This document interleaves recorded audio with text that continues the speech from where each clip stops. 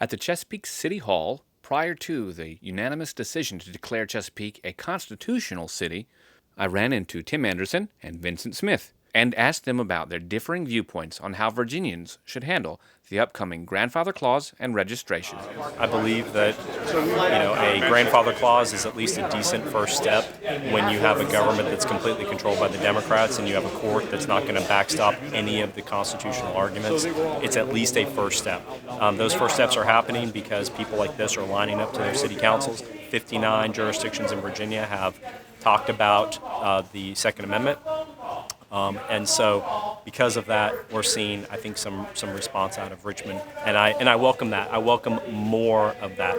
And, this is just one. Maybe we can continue to push the governor that registration isn't necessary. But it's a first step, and I welcome anything that softens a hardline position, which, frankly, could be shoved down our throats by who's in power at this time.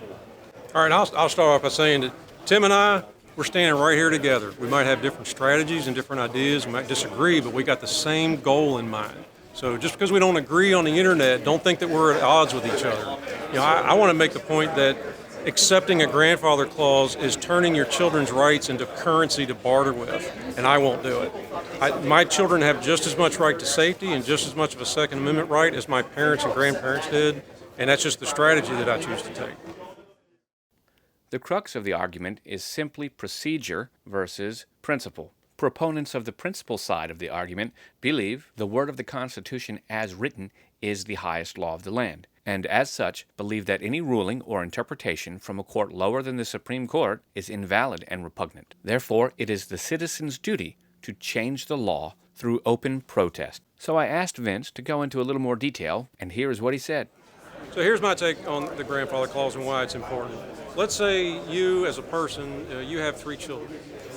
You own one AR-15, and the government and the people decide to settle on a grandfather clause. You can keep that one weapon, and then your children grow up, and things turn a little south in society, and you have to choose which one of those children to leave that weapon to.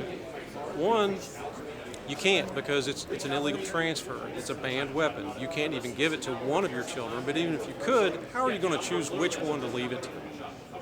So if you take that into account, I'm not going to bargain with my children's rights. They have the same rights that we've all had, and I'm not going to just say, yeah, if I can keep my stuff, forget about them. They're good. I'm not going to do that. I think also sort of tying into that is the Dillon preemptions that they're talking about getting rid of. We're dealing with the elimination of a constant system throughout the state that allows people to know what the laws are, no matter where they travel to intrastate. But now, if you allow localities to set firearms regulations, you're going to become a felon just because you crossed a city line that you didn't even know existed. Supporters of the procedure argument recognize that the United States Constitution is the supreme law of the land, but recognize the authority of lower courts than the Supreme Court to hear and make rulings of constitutionality on laws that affect the U.S. citizen. Thus, to change the laws, you must change the courts. I asked Tim for some more input as well. So one of the first cases you learn about in law school is a case called Marbury versus Madison. And in that case, there's some law that comes from the Supreme Court that says that we don't have to follow repugnant laws. All right.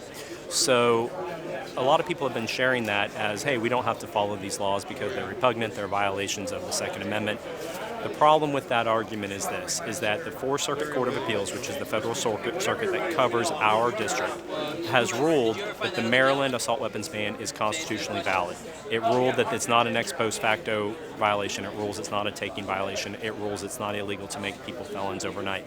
So the problem with those arguments is that the highest court, and the court that controls Virginia, says that these are valid laws. These are constitutional laws, and Virginia is modeling the Maryland example in a lot of ways. And so we have a big problem with the Colby decision, and unless the Supreme Court hears a case called Warman versus Healy, which is going to define if we can own modern sporting rifles and own high-capacity magazines, we are going to be stuck with this law, and the courts aren't going to come in and address the very important issues of whether these things violate our constitutional rights, because the courts has already said that they don't. Listening to both Tim as well as Vince makes it easy to understand why people are so passionate on both sides. However, it's been my experience that most people are very passionate on the principle side, simply because words of emotion, power, history, they all make us stand up and want to fight.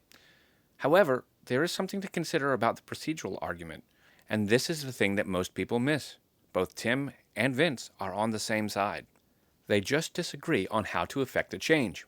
On the procedural side, like Tim, he'll say, let's do it in the courts. Let's make our voices heard at meetings. Let's make sanctuary cities. Let's negotiate.